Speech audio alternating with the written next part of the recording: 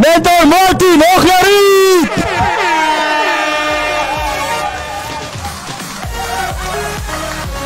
Hello! Hello! Para mahina yung mic. Hello, magandang hapon, magandang gabi. And may mga nanonood pa lang ngayon sa Zoom natin. Magandang umaga, magandang hapon, and magandang gabi po sa lahat ng mga nanonood sa ating Zoom at saka sa ating FB Live. And syempre, magandang gabi po sa lahat ng mga nandito ngayon sa Eton. Ayan. Palakpakan naman natin si partner Alimar at saka si partner... Nakalimutan niyo. Ani, yun. Ang ganda ng pronunciation ni partner Ani, di ba? So, napakaganda ba yung opportunity? Yes! Sino dito gusto mabago ang buhay? So, di ba? Halos lahat gusto mabago ang buhay. So, lahat pa mga nandito may sipag? Yes! Di ba? So, lahat mga sipag eh. Pero, kailangan pala, kung gusto mo umasenso sa buhay, kung gusto mo mabago ang buhay, hindi lang basta sipag lang. Dapat may tamang opportunity. Naniniwala ba kayo doon? Yes! At ang good news, nasa tamang opportunity tayo ngayon na pwedeng makapagpabago ng buhay natin. Agree or agree? Agree! Yun. So, dahil itong opportunity na to, ako din kasi dati napakasipag ko eh. Sobrang sipag ko dati. Former factory worker in 13 years, kaya tumagal ako 13 taon eh. Kasi sobrang sipag ko. Pero hindi naman ako umasenso. May motor nga, hindi nakabili eh. Pero itong opportunity na to, ito talaga nakapagpabago ng buhay ko. And share ko sa inyo yung itong naging journey ko sa Santay nung ginawa ko na siya. So, tuloy natin. Bago ko nakilala si Santay, ito yung buhay namin sa probinsya. Ako po ay taga Southern Leyte. So, ito yung buhay namin noon, pagtatanim ng palay, pag-harvest ng palay, minsan nagkukupra. Then, minsan din yung isda, pero bihira lang kami ng isda kasi wala kaming sariling bangka. So, ito talaga yung nakagisnan kong buhay. Yung pagtatanim ng palay, maghapon talaga bilad sa init. And sobrang hirap kumita ng pera. Mga probinsyano, agree ba kayo doon ang hirap kumita ng pera? Biruin mo maghapon, mula umaga hanggang hapon, ang sweldo mo lang 50 pesos. Nakita ko si Kuya, tumas ng kamay. So, yun po yung kinagisnan kong buhay. And dahil sa hirap po ng buhay, hindi na po napag-aral na magulang ko ng college. Hanggang high school graduate lang po yung tinapos ko. Kasi nga, sobrang hirap sa pera. And tuloy natin, dahil high school lang, ang napasukan kong trabaho as factory worker. Hindi na ako pwede pumasok sa... Hindi naman pwede maging supervisor. High school. Hindi naman pwede maging manager. Di ba? So, dito po napasok sa factory. So, as factory worker, noong una, hindi kaagad ako sa warehouse. Dumaan muna ako sa production area hanggang sa halos lahat ng production area na naikutan ko na eh. From palletizer, packager, machine operator, hanggang sa nilipat ako ng warehouse. Dito pa ako tumagal. And sobrang sipag ko dyan kasi ang duty ko dyan, alas 6 ng umaga, alas 6 ng gabi. Pero yung sweldo ko, parang coke. Kung hindi sakto, zero. Relate? Relate? Sa mga empleyado dito, si Kuya, ang ganda ng ngiti, oh. Diba? So, talagang grabe yung experience natin dyan nung ay empleyado. And dumating po ako sa point na bago magsweldo na utang na, yun yung naging cycle ng buhay namin before. So, sabi ko, bakit ganun? Nung una, sobrang excited ko nung pumasok ko sa trabaho kasi nga, nung nag-start pa lang sa trabaho, sobrang excited ko eh. Sabi ko, ito na yung simula para matupad yung mga pangarap ko. Ito na yung simula para mabago yung buhay ko. Pero habang tumatagal, nakalimutan ko na may pangarap ako. Kasi, biruin mo, pag naglalakad ako noon pa uwi, galing sa trabaho, minsan tinatanong ko sa sarili ko eh, hanggang dito na lang ba talaga yung buhay ko? Bahay, trabaho, bahay, trabaho. By the way, yung trabaho ko before, malapit lang sa bahay namin, nilalakad ko lang siya.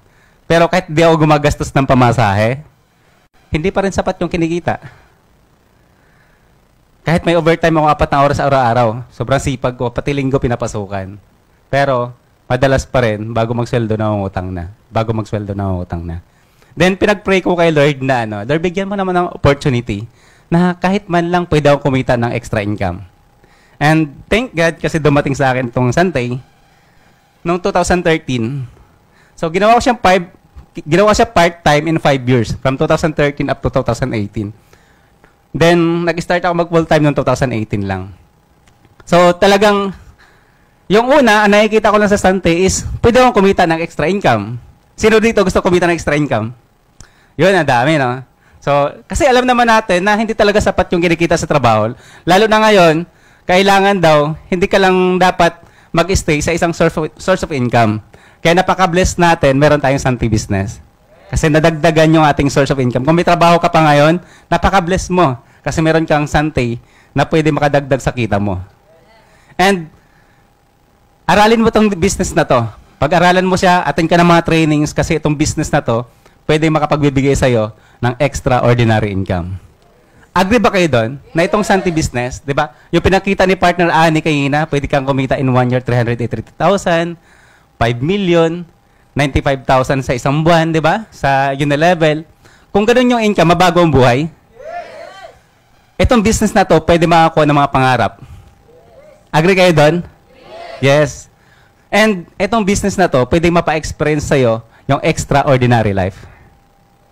Di ba? Extraordinary life na hindi mo pa kailanman naranasan. Kasi because of this business, ang dami kong naranasan na hindi ko naranasan before. Nung hindi ako nagsantay, hindi ko naranasan makapag-Starbucks. Because of Santi business, na-experience ko makapag-Starbucks. Nung hindi ako nagsantay, hindi ko naranasan kumain sa mga mahaling restaurant, sa mga buffet. Because of Santi business, na-experience ko kumain sa mga magandang restaurant. Yun, tuloy natin. So, pagka ginawa mo itong business na to, syempre gawin mo yung gaya ng present ni partner Ani na mag-retail ka, magbenta ka. So, nakarami din tayong benta dyan. At ang good news doon, hindi lang ako yung talagang maraming benta, pati yung mga business partners natin. Ito, si Ma'am Dancel to eh. Tinawanan pa yung LBC, oh, galit na sa kanya, magsasarado na yung LBC, tinambakan pa. Then, nag-sponsor tayo, dumadami yung mga business partners natin, and nagsusustain tayo. So, dumadami yung mga business partners natin. And, nakabuo po tayo ng team. Kasi sa business natin, mas maganda talaga na mapaparami mo yung mga business partners mo. Dumadami yung business partners natin sa Philippines, sa Saudi, then nagkaroon tayo sa UAE, sa Macau. So, hindi lang Pilipinas yung dumadami yung mga business partners natin, pati na rin po sa iba't ibang mga bansa. Ganon po kaganda yung business natin. Kasi nga, ang negosyo mo, nagsisimula ka lang dito, pero pwede ka makapag-market buong mundo. Masarap ba yan? Tuloy natin. And ang maganda pa dito, dahil kumikita tayo ng maganda sa negosyo, unti-unti kumikita tayo. Dati kasi wala kaming bangka. Minsan nakikibangka lang kami. Then yung tatay ko, humiling siya. Nakbigyan mo naman ako ng bangka. Kasi nung napakasyon ako sa probinsya, hindi na daw niya kayang pumunta sa bukid kasi matanda na siya. Masakit na yung tuhod. Gusto na lang daw niya maglibang. So, nagpabili sa akin ng maliit na bangka. Binilhan ko siya ng maliit na bangka. So, yun yung naglilibangan niya ngayon. And then, yung kapatid ko naman, yung kuya ko, nagpabili naman sa akin ng isang malaking bangka para daw magagamit niya panghanap buhay nila sa probinsya. Di ba? So, binilhan ko siya ng malaking bangka at talagang nagamit nila ngayon. And, sabi nga sa kasabihan na, huwag mong bigyan ng bigyan yung tao para lang mabuhay. Ano nga ba yung quote na yun? Nakalimutan niyo yung quote na yun. Give them fish. Kalimutan niyo yung quote na yun. Nabanggit lang sa akin kanina. So, huwag mo daw bigyan ng bigyan para lang mabuhay. Ang magandang ibigay mo, yung maging source ng pangkabuhayan. Mas maganda ba yun? Binigyan mo one time, pero naging source niya pangkabuhayan. And, ang maganda, nagamit nila ngayon, nakakuha na maraming isda palagi. So, kahit one time ko lang siya binigyan ng bangka, halos everyday nagagamit nila ngayon. Then, tuloy natin. And sa Santay, napakaraming free gadget. Di ba? Ang dami ko ng TV natanggap, halos 9 na TV na nakuha ko. Di ba? So, ang TV namin ngayon gamit sa bahay, 3 TV yung gamit namin sa bahay. Then, nabigyan ko na yung nanay ko, nabigyan ko yung biyanan ko, nabigyan ko yung kapatid ko, nabigyan ko rin yung bayaw at yung, yung mga bayaw ko, nabigyan ko na rin. So, ganun kaganda pagka ginawa mo itong business na to. And, iPhone, MacBook, di ba? So, ang dami po mga free gadget binibigay dito sa Santay. And, free travel, di ba? Yung sinabi ko kanina sa Santay business natin, may experience mo talaga yung extraordinary life. Kasi, hindi mo basta-basta kung ikaw ay simpleng empleyado, hindi mo basta-basta ma-experience makapag-travel na Singapore, Asian Cruise, pumunta kami ng Japan tsaka Taiwan, South Korea, di ba? And Nag-Royal Caribbean Cruise kami, Singapore, Malaysia. Talagang grabe yung, yung mga free travel incentive ni Santay. Then, nakapagbalisin kami, Coron, Palawan, Jeju Island, kasama ko na dyan yung mga kapatid ko na sumabay sa akin sa business na to.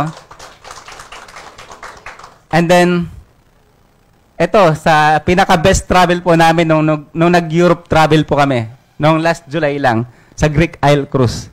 So, mula pag-alis pa lang, sobrang excited na, hanggang pagsakay ng eroplano. Yung eroplano sinakyan namin, bumaba siya ng Dubai, then connecting flight papuntang Bologna, Italy. Then, ayan. Sumakay na kami ng cruise ship ulit pagdating doon, Celebrity Cruise. So, wala kaming ibang ginawa dyan, kundi mag-enjoy lang, kumain ng ilang beses ba kumakain? Halos 6 na beses pwede kang kumain eh. At ang maganda pa doon, lahat buffet. So, lahat pwede mong kainin hanggang sa mabusog ka talaga. Then, pag nabusog ka na, ang gagawin mo na lang, magja-jogging, magji-gym para gutumin ka ulit, para kumain na naman ulit. So, yun po yung gawain namin doon sa cruise. Diba? Grabe yung grabe experience namin doon. Then, iba't ibang city yung pinuntahan namin doon sa Grace. So, pumunta kami ng Olympia Grace. Nagpunta din kami ng Athens Grace, doon sa Acropolis, na kung saan doon yung sila Hercules, di ba? Yung pelikula nila, napuntahan din namin yun. Then, nakapunta din kami ng Torquay, Santorini Grace, then Crete of Chenia, Mykonos. Ito yung pinakamagandang experience namin dito. Kasi ganda ng background. Magalaki yan. Ganda ng background. Then, wala kami ibang ginawa doon sa cruise, kundi maligo, mag-jacuzzi, di ba? Talagang grabe yung experience namin dyan sa cruise. And, na-experience din namin na mapuntahan yung isa sa pinaka gustong-gusto ng karamihan na makapag-travel sa Venice, Italy. Sino nangangarap gusto makapunta ng Venice? Malapit lang sa Taguig. Habang wala pa sa Europe, sa Taguig muna. Ayun. So, napakasarap po na experience po namin sa Venice, Italy. At ang maganda pa doon, kasama kayong wife ko, di ba? So, yun, talagang na-enjoy namin yung travel na yan. Kaya sa Santay business natin, kung mag-start ka sa business, maganda, isama mo na kaagad yung wife mo. I-member mo na rin siya kaagad. Kasi whether you like it or not, pag nabigyan mo siya ng mga business partners, magpa-qualify din siya sa mga free travel incentive. Ayan. Then, tuloy natin. So, itong mga, itong mga luxury store na to, Louis Vuitton, Hermes, Gucci, first time ko mapasukan yan. First time ko. Kasi, dati pag narinig ko yan, grabe, ang mahal pala dyan. Talagang pang mayaman, pang milyonaryo talaga yung pwedeng pumunta dyan. Kasi pag tumingin ka ng presyo dyan, walang presyo. Pero pag tinanong mo, grabe presyo. Kaya, nung pasok ka dyan, talagang pinifeel ko, nasa Venice eh. Sa Venice yan, sa Venice. Pasok ko sa LV. May video pa ako, sana nakita niyo yung video ko. Ang ganda. Tapos Hermes, sa Gucci. Pero ang nagwagi sa amin, si Gucci. So, bumili ng bag yung wife ko. Nung tinanong yung price, yun pala yung price. Pero hinawakan na niya eh. Gustong-gusto daw niya eh. Sige, bilhin mo. Siyempre, hindi rin ako nagpatalo. Bumili din ako. Belt naman yung sa akin. Yun. Then, ayan. So, ito yung mga experience ko before nung nagsimula pa lang ako sa business na to. Taga Paranaque po kasi ako. From Paranaque hanggang dito is nagko-commute lang ako lagi. So, tricycle, jeep, then MRT, then lakad na papunta dito. So, yun yung mga na-experience ko. And minsan, naghahabal-habal. Siguro may familiar din sa balabal. Or angkas, para makarating lang dito pag nagmamadali. Then, kasi grabe yung pila dati sa MRT, nung wala pang pandemic. Sino nakaka-experience nun? Yung pila dati na hanggang baba, talaga isang oras mahigit yung pila. Talagang grabe experience nun. Pero dahil gusto ko matuto talaga sa business, chinaga ko yun, nakapagsiksikan sa MRT, sa bus. Then, na-experience ko pa yan na madukutan sa bus. Grabe yung ko dun. Nung nadukutan ako ng cellphone, bagong-bago pa naman yun. Pero kinabukasan naman, napalitan ko naman kaagad kasi kumikita na ako sa Santay noon. Then, at ang maganda doon, sabi ko, sarili ko, habang lagi kong ginagawa yan, hindi pwedeng laging ganito. dapat mag-graduate ako sa gantong sitwasyon. Sikapin ko lalo, sipagan ko lalo, gawin yung business na to. Kasi nga, sabi sa business na to, pwede mo makuha yung mga pangarap mo. And thank God,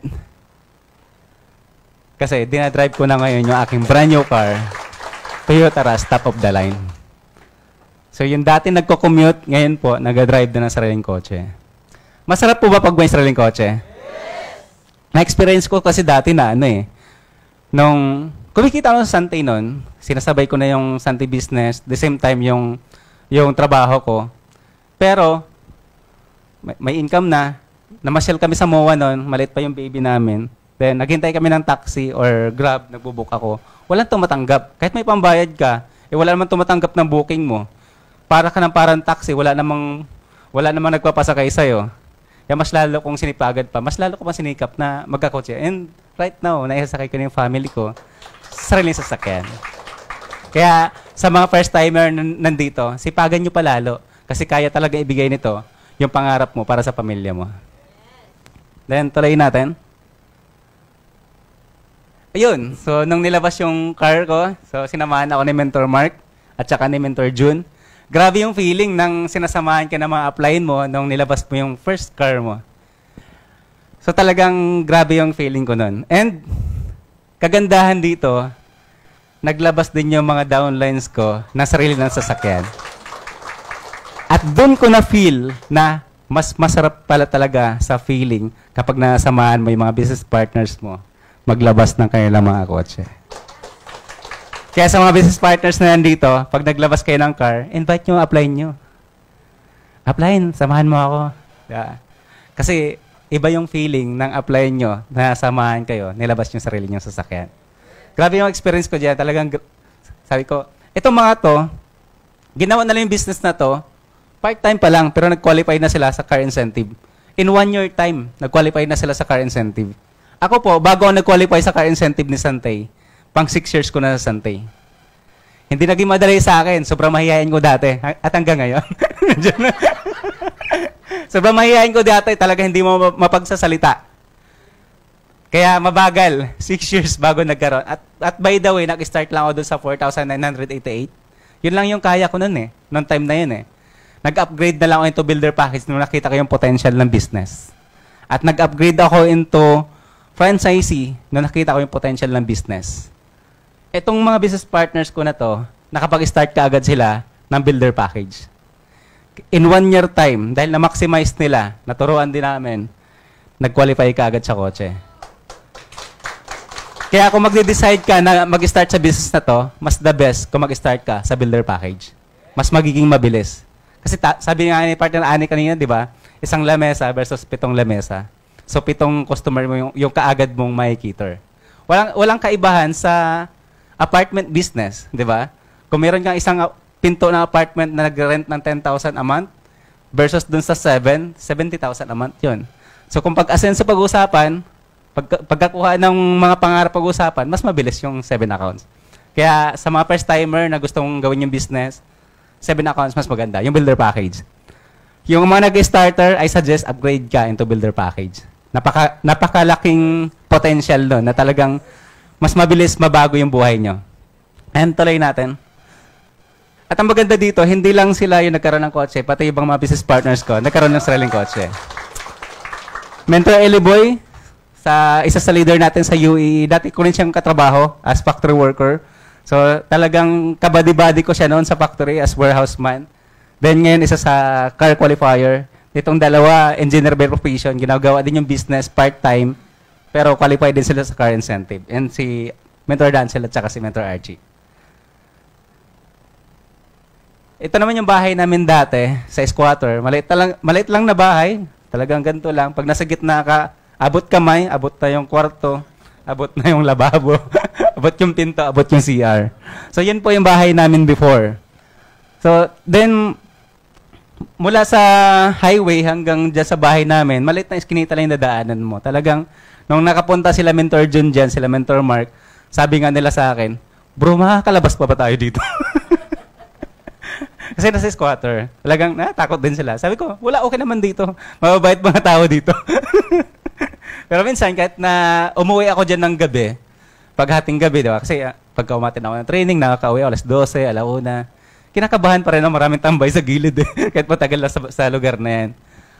Then, isa sa lagi advice sa akin ng mentor ko, tuwing galing ako dito sa head office, ito laging bilin niya sa akin, bro, bago ka pumasok ng bahay nyo, tanungin mo muna sarili mo, itong bahay ba na to, ito na ba talaga yung gusto ko para sa pamilya ko? Kung ang sagot mo sa sarili mo hindi, dapat sipagan mo palalo itong business na to. Kasi itong business na to, kayang ibigay nito yung komportabling bahay, yung pangarap mong bahay para sa pamilya mo. Agree pa kayo doon? Kaya mas lalo ko pang sinipagan, binigay ko yung best ko para gawin yung business.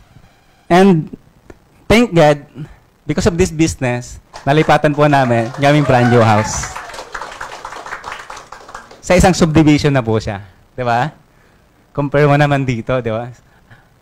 At ito pang maganda doon. Dahil pangarap ko na gusto ko ang malipatan kong bahay para Nyaki lang din. Bago mangyari yun, ang dami ko nang pinuntahan, dami ko nang inikot. Pero talagang sobrang bait ni Lord kasi nilagay ko doon sa dream board ko, sa dream list ko, is para Nyaki lang din. Doon lang din ako nakakuha ng bahay. Di ba? Ayan, so tuloy natin. May parking na. And nakapag-upgrade din po ako ito, branch operator. Noong 2021. So ako po ay branch operator ngayon ng Paranaque. So, biruin mo, nag-start sa 4988, nag-upgrade ng builder, nag-upgrade ng franchisee, and upgraded now into branch. And ito naman yung mga activity namin sa branch. So, marami yung mga partners natin dyan. And ang kagandahan dito, in my second year as branch operator, na-awardan po tayo as top 1 branch operator ng Santay. Then, itong branch ko kasi na to, yung parking area ko yan. Di ba, nakita nyo kanina yung bahay ko may parking. Yung parking ko, kinonvert ko into branch. Kasi noong time na yun, kasagsagan ng pandemic. Kaya yung branch ko, yung branch ko, yung ginawa kong, yung parking area ko yung ginawa kong branch. Kaya, nasa labas na yung kotse ko. Minsan, pag nandito ako sa labas, tinitingnan ko yung kotse ko at saka bahay ko. Sabi ko, Lord, thank you kasi pinakita mo sa akin itong Santi business, itong napakagandang opportunity na to. Dahil sa business na to, nabago yung buhay namin, nakuha yung mga pangarap namin na nagkakotse ako, nagkabahay ako. Sobrang sarap po sa pakiramdam. Pero deep inside, nalungkot din ako. Tanungin nyo ako bakit. Nalungkot ako kasi yung sasakyan ko nasa labas. Naulan na, nainitan. Sabi ko, naulan na, nainitan. Kawawa naman yung kotse ko. Sabi ko kako. And after ilang days lang, may inalok na bahay, ay lupa, doon lang din sa subdivision namin, sa street namin. Binili ko siya ng cash, worth 1.3 million. Binili ko siya ng cash para gawing parking. Nalungkot eh. Walang ma-parking. So, pinagawa ko ng parking yung nabili kong lupa. Pero ang pinaka-main goal ko talaga dyan, kasi ang ultimate goal ko ngayon is mapatuyuan ko siya ng apartment. Yun yung pinaka-main goal ko. And yun yung wina-workout ko ngayon. Yun yung pinapupusan ko ngayon na hopefully darating yung time na yun na mapatuyuan ko na siya. Ano na yan? Claim na natin yan. Idol ko si Ate Amalia. And noong 2019, na-awardan tayo as top 11 as Santi Elite. 2020, top 3. 2021, top 2. Then 2022, awarded tayo as top 4. Naalala ko itong nag-top 2 ako. Nung top 2 ako, si Mentor Mark, yung upline ko, top 4. Di ba sa business na to pala, hindi porket nauna ka, is, lagi kang nauna, di ba? So, si Mentor Mark, nag-top 4 nung time na ngayon. Ngayon naman nagkabaliktad naman ulit kami. Siya naman yung nag-top 2, ako naman nag-top 4. Yan. Baliktad lang ngayon. Then, na-awardan din tayo as top dollar earner noong 2020, top 7. 2021, top 3. Noong 2022, top 3 as dollar earner.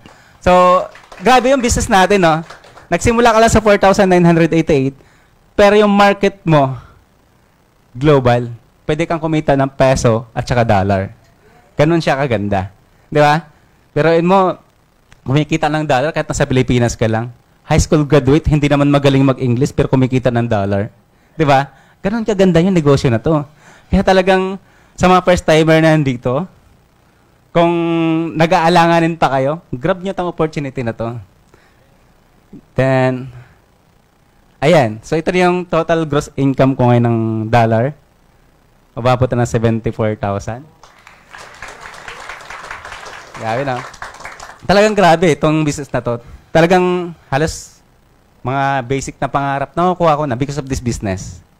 Dati, pinapangarap ko lang. Dati, pag nagtatrabaho ko, yung nasa wallpaper ko sa computer, house and lot, pero ngayon nangyayari na. Dati, pinagtatawanan nila ako.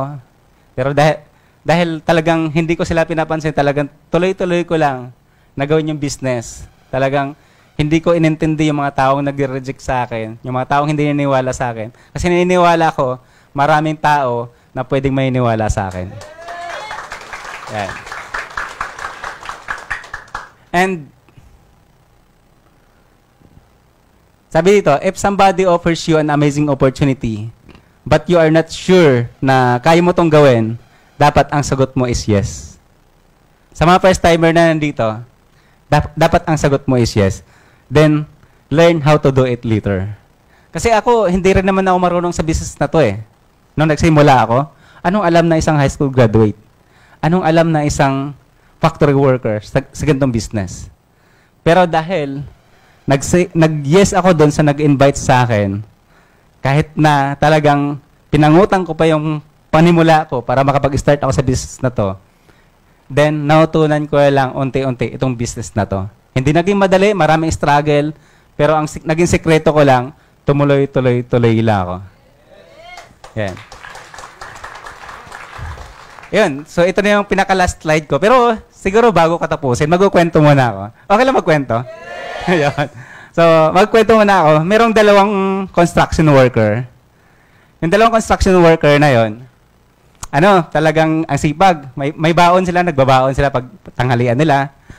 Ang pangalan nun si Juan. Tago na lang natin sa pangalan na Juan si Pedro. Tinago eh, no? So, itong si Juan, nung kakain na sila, magkatabi sila ni Pedro, kakain na sila. Sabi ni Pedro kay Juan, "Juan, anong ulam mo?" "Ulam ko? Ito, pritong galunggong." Tapos, ikaw naman, Pedro, anong ulam mo? "Ito, pritong chicken." Sarap. Then, kinabukasan, pasok ulit sila sa trabaho. Then, kakain na ulit sila. Nung kakain na ulit sila, sabi naman ni Pedro kay Juan, "Juan, anong ulam mo?" Pagbukas na ulam niya, "Ito, pritong galunggong ulit." Then si Pedro naman, tinanong naman niya, "Ikaw, Pedro, anong ulam mo?" "Ito, adobong baboy." Yan. Sarap, di ba? Nagutom, maraming nagutom, ano? Kinabukasan, pasok ulit sila sa trabaho. Sabi naman ni Pedro, "Alam mo, Juan, sarap ng ulam ko ngayon. Grabe. Kalderetang baka." Diba? So, nung tinanong ni Pedro si Juan, "Ikaw, Juan, anong ulam mo?" Si Juan, pinipinahan pa. Tagal pa buksan. Parang pinipinahan pa eh. Pagbukas, pritong galunggong na naman. Pambihirang buhay ito. Araw-araw na lang galunggong. Tapos sabi ni Pedro, "Ano ka ba naman, Juan?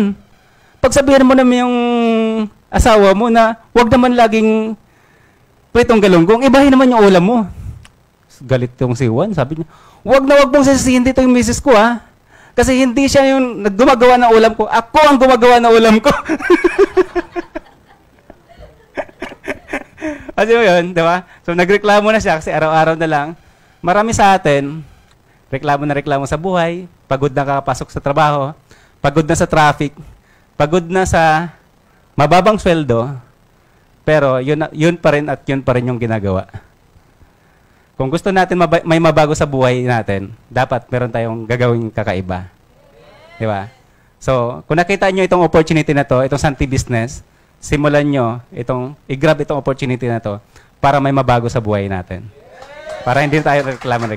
Yun lang. Thank you, partners. My name is Martin Oclaret, Yellow Diamond Executive Director, and I'm on Grass. Thank you po. Yan. Palakpakan natin, Metro Martin Oclaret!